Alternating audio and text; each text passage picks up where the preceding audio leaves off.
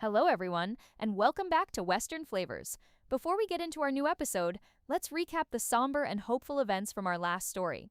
With the legal battles won, the Bartlett-Fleming family was finally able to confront the true cost of their victory. They returned to the ruins of their home, where the daunting and impossible task of rebuilding threatened to divide them.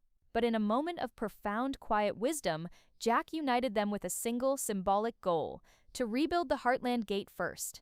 The episode ended with the family working together, their first small, hopeful step on the long road back to healing. Now today, as the slow work of reclamation continues, Jack makes a strange and poignant request, setting the stage for a final, profound passing of the torch. The days settled into a new and difficult rhythm.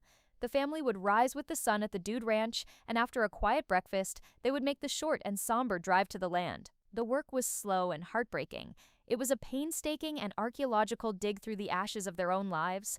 Every charred piece of timber, every melted piece of a metal, was a ghost, a memory of a life that had been violently and senselessly erased. Amidst the grief, a new and quiet order had begun to emerge. Ty, who had for months been a man adrift on a sea of trauma, had found a new and steady and grounding purpose. He had become the foreman of their small and broken crew. He moved through the ruin with a quiet competence, his voice a calm and steady presence in the otherwise silent landscape. He directed the work, not with an authority, but with an instinct, an innate understanding of the rhythms of a work and the needs of a people. The family, in their own and unspoken way, had begun to look to him, to lean on him. He was becoming the center of their new and uncertain world. Jack saw it all. He was not strong enough for the heavy and physical labor, but his presence was a constant and watchful and deeply and proud thing. He would sit for hours on the tailgate of his old truck, a thermos of a coffee in his hand, and he would watch. He watched as Ty gently mediated a frustrated disagreement between Tim and Peter over the best way to clear the debris from the barn's foundation. He watched as Ty found a quiet and simple task for a grieving Amy, something to occupy her hands when the weight of the loss became too much for her to bear. He watched as the boy he had taken in, the angry and broken and lost boy from the city, became the man who was now, in his own and quiet and unassuming way, holding his entire and broken family together. Late one afternoon, when the others had begun to pack up their tools for the day, Jack called Ty over. The sun was low in the sky, its golden light casting long and mournful shadows across the blackened earth. You're doing good work here, Ty. Leading them well. We're just taking it one step at a time, Jack. It's all we can do. Jack was quiet for a long moment, his gaze sweeping over the ruin, over the land that was his life's work, his life's love. Ty, there's something I need to ask of you. The shift in his tone, the new and quiet and profound gravity in his voice, made Ty's own heart beat a little faster. Tomorrow morning, I'd like you to saddle up paint for me, and Harley for yourself. I want to go for a ride, just you and me, across the land, one last time. The request, so simple, so strange, and so full of a terrible and unspoken finality, was a shock. Ty's immediate and protective instinct was to refuse. Grandpa, are you sure? The ground's a mess. It's not safe. There's twisted metal, broken glass everywhere. Maybe we should wait until we've cleared a proper path? Jack turned his head and looked at him, and the look in his pale blue eyes was a thing of a gentle and absolute and completely and utterly unshakable resolve. I'm sure, son. This isn't a ride for a pleasure. It's a ride I have to take, and I need you to be the one to take me. Ty saw in that moment that this was not a debate. It was not a discussion. It was a request from a patriarch, a quiet and loving and final command. He gave a single and slow and reluctant nod. Okay, Jack.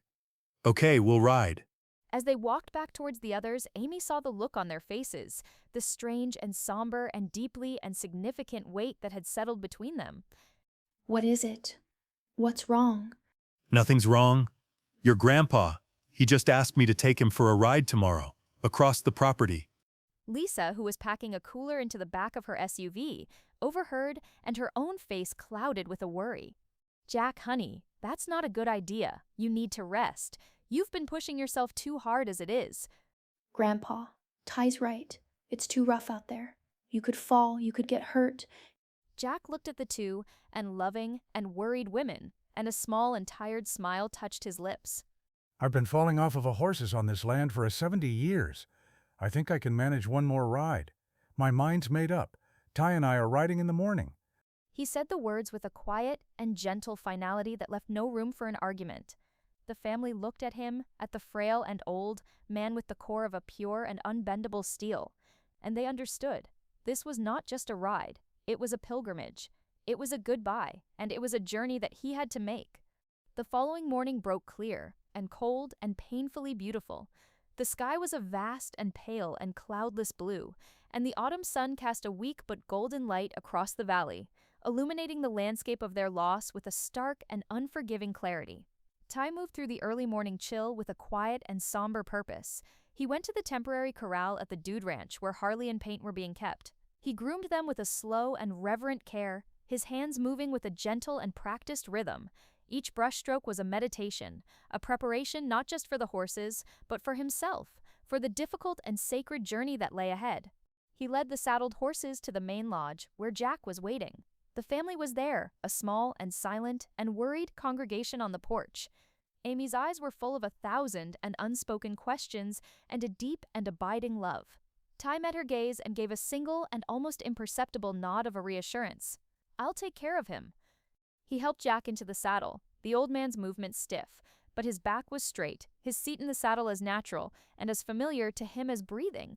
The two men, the patriarch and his heir, looked at each other for a long and significant moment, and then, without a word, they turned their horses and began their ride, two solitary and resolute figures moving out into the wounded and beautiful and silent landscape of their home. They rode through the new gate, the one their family had built together. Its clean and pale, would a single and defiant and hopeful scar on the face of the devastation. The journey began in a profound and comfortable silence, the only sounds the soft and rhythmic crunch of the horses' hooves on the ashen ground and the gentle creak of old leather. Their first stop was the ruin of the main house. They reined in their horses on a small rise that overlooked the blackened foundation and the two and lonely and skeletal stone chimneys that rose into the empty sky. They sat on their horses for a long and timeless moment, two silent figures paying their respects at a grave. It was Jack who finally broke the silence, his voice a low and distant and memory-filled rumble. He lifted a gnarled and gloved hand and pointed towards a specific spot on the foundation. Right there. That was the edge of the front porch. Marion, she planted wild roses all along the railing, said a house wasn't a home until it smelled like a garden. We'd sit out there in the evenings after the girls were in bed. She loved to watch the moon come up over those hills. Said it was the best view in the entire world. He was not just mourning the loss of a house. He was visiting the ghost of his wife, of his life, of a love that had been the bedrock of this entire and beautiful and now vanished world. Ty said nothing. He was not a companion on this ride. He was a witness, an heir, receiving his inheritance, not of a land or of a money, but of a memory, of a love. They moved on, their horses picking their way carefully through the debris towards the collapsed and twisted and unrecognizable heap of what had once been the barn.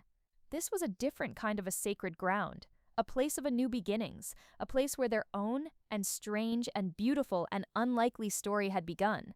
Jack reined his horse in and looked at the spot where the loft door had once been. A small and sad and deeply and affectionate smile touched his lips. I remember a boy, an angry and broken and defiant boy, standing right there, looking like he was ready to spit fire at the whole damn world. He turned his head and looked at Ty, his pale blue eyes shining with a fierce and proud and deeply and loving light. I told Marion he wouldn't last a week. Said he was too wild, too damaged. Never been so glad to be wrong about a thing in my entire life. You were a hard case, son, but you had a good heart. And you had a strength I hadn't seen in a boy in a long, long time. I gave you a place to stand. You were the one who did the work. You were the one who rebuilt yourself. They left the ghosts of the buildings behind them, turning their horses away from the most visible and painful scars of the fire.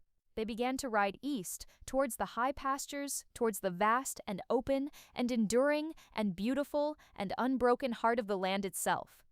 They rode away from the ruins, leaving the ghosts of the buildings behind them. As they crested a small hill, the landscape of Heartland opened up before them, a vast and rolling and beautiful tapestry of an autumn gold and a deep and evergreen forest. The scars of the fire were still visible in places, a blackened patch of a forest here, a scorched stretch of a pasture there. But out here, in the wide open heart of the land, the devastation was a smaller thing, dwarfed by the sheer and enduring and indomitable beauty of the world itself. The horses seemed to sense the shift, their gaits becoming easier, their heads held a little higher. They were home. They were on the land that had been theirs for 100 years, and the peace of it was a tangible and healing thing. They rode in a comfortable silence for a long time, two men moving through a landscape that was a living, breathing character in their shared story. This land has a memory. Jack's voice was a quiet and contemplative rumble, a sound that seemed to be a part of the landscape itself. It remembers every blizzard, every drought, every fire. I've seen this valley buried in a snow so deep it would break your heart. I've seen it scorched by a sun so hot the very creek beds turn to a dust. But the grass always comes back. The trees always grow again. It's a stubborn and patient thing, this place. It knows that a bad season isn't a lifetime. It knows how to wait. It knows how to heal. He was not just talking about the land. Ty knew that. He was talking about them, about their family.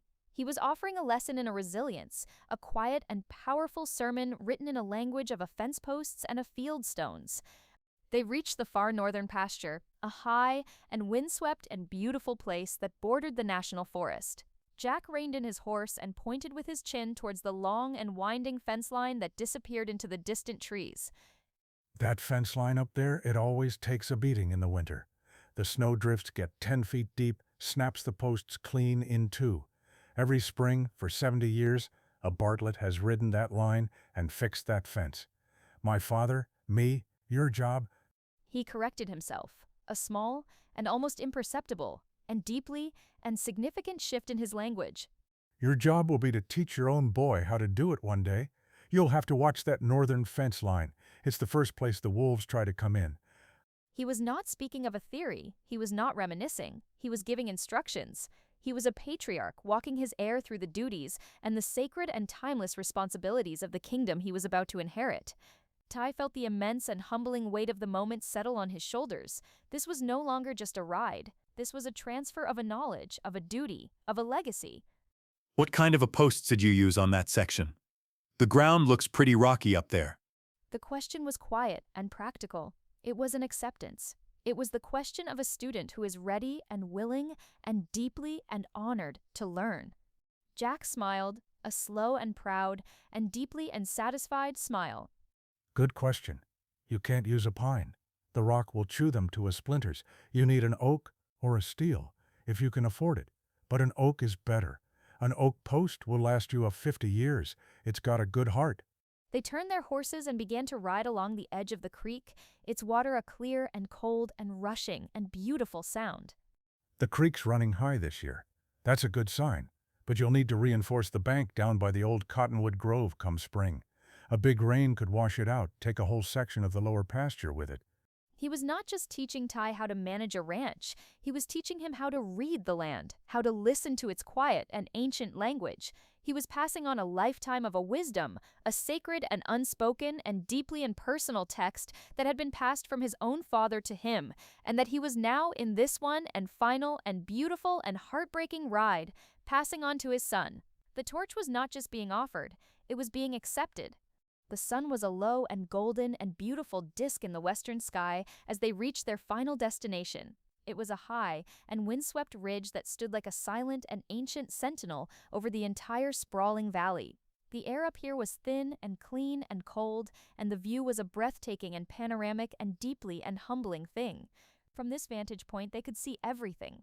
The jagged and snow-dusted peaks of the Rocky Mountains to the west, the patchwork quilt of a ranches and a farmland that stretched to the eastern horizon, and their own land, their Heartland, a beautiful and wounded and resilient jewel nestled in the heart of it all. They dismounted, their movements slow and stiff from the long hours in the saddle. They stood side by side, two silent figures on the roof of the world, and they looked out at the kingdom that was, and had always been, their home.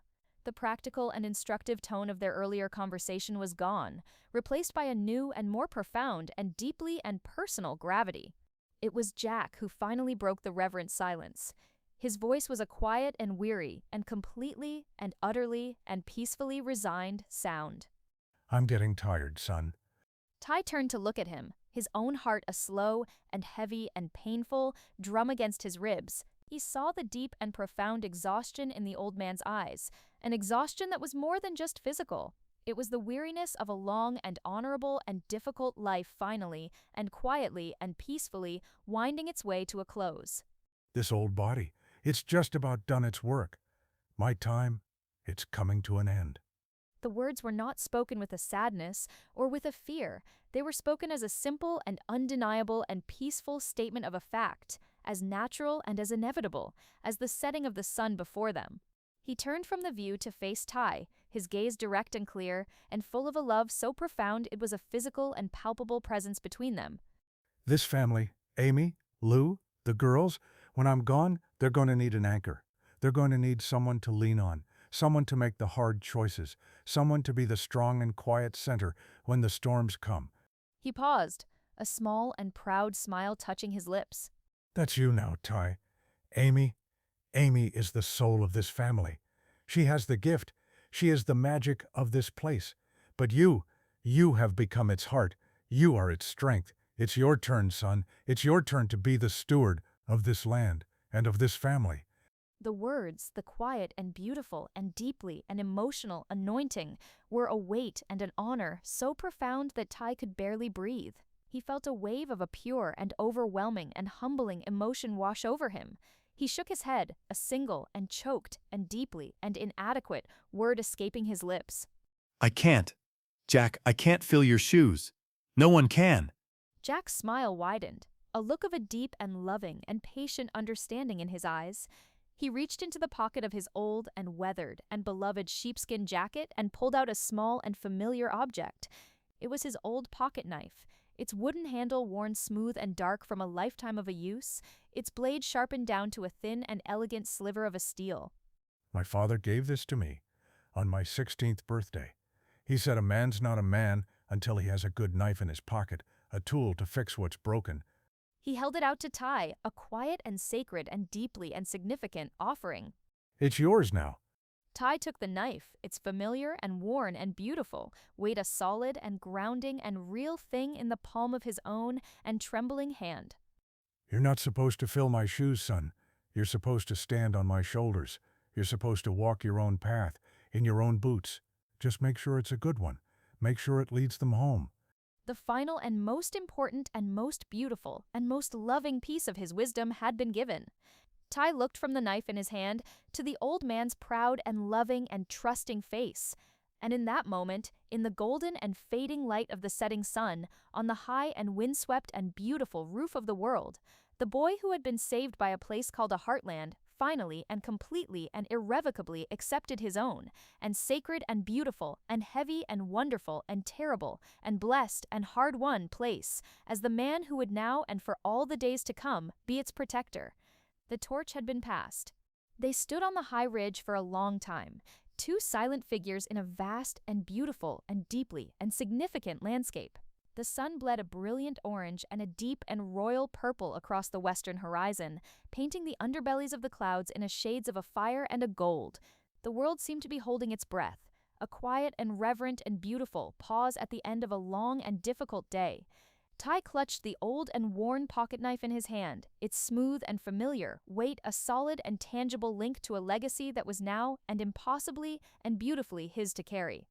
Jack put a heavy and steady hand on his shoulder, a final and silent and powerful gesture of a trust and a love and a profound and absolute faith. And then he turned, his own movements slow and deliberate and full of a new and quiet peace. Let's go home, son. The journey back down from the ridge was a different one. The heavy and emotional weight of the unspoken things between them had been lifted, replaced by a new and comfortable and deeply and understanding silence. They rode side by side, their horses picking their way carefully down the familiar and winding trail in the fading light. They did not speak. There was nothing left to say. The most important conversation of their lives was over, and all that remained was the quiet and peaceful and deeply and satisfying contemplation of its beautiful and heartbreaking and necessary truth. The twilight was a soft and gentle and forgiving thing. The harsh and blackened scars of the ruin below them softened into a dark and indistinct shadows. The world was a canvas of a deep and velvety blues and a soft and hazy purples, and the first and brilliant and diamond-like stars were beginning to appear in the darkening sky. It was a ride of a pure and profound and absolute peace, a final and beautiful and quiet chapter in a long and complicated and deeply and loving story. As they approached the Dude Ranch, the warm and golden lights of the lodge appeared through the trees, a welcoming and beautiful and desperately needed beacon in the gathering darkness. The family was there, a small and huddled and anxious group waiting for them on the wide front porch. They had been watching and waiting for hours, their own and quiet and unspoken fears a palpable and heavy presence in the cool night air. They saw the two, and familiar and beloved silhouettes emerge from the darkness, and a collective and silent and deeply and relieved sigh seemed to pass through them. They were back. They were safe. But as the two riders drew closer, they saw that something was different. Something had changed. They saw the profound and bone-deep exhaustion in Jack's posture, but they also saw something else, something new. The haunted and weary and grief-stricken look that had been a constant and painful presence in his eyes since the fire, it was gone. In its place was a look of a profound and absolute and deeply and settled peace. Ty swung down from Harley, his own movements stiff and sore from the long hours in the saddle. He moved to Jack's side and looked up at the old man. You okay? Jack just looked down at him and smiled, a small and tired and deeply and loving and beautiful smile. I am now. Ty helped him dismount, the old man leaning heavily on him for a moment, a quiet and physical and deeply and significant transfer of a weight, of a strength. Jack stood on the solid ground, his hand still on Ty's shoulder. He looked at the worried and loving faces of his family, at his beautiful and battered and unbroken and resilient tribe. And then he looked back at Ty, and he gave him a single and slow and final and deeply and proud and profoundly and approving nod. The anointing was complete. The patriarch had shown his family their new king. He then turned from them all and looked out, past the warm and welcoming lights of the lodge, towards the western mountains, where the last and faint and beautiful sliver of the sun was disappearing behind the dark and jagged and familiar and beloved peaks. He had done it. He had taken his final ride. He had shared his final wisdom. He had passed on his legacy to the one and single and most unlikely and most deserving man he had ever known. His work, his long and beautiful and difficult and honorable and wonderful work, was finally and truly and completely done, and he was at peace.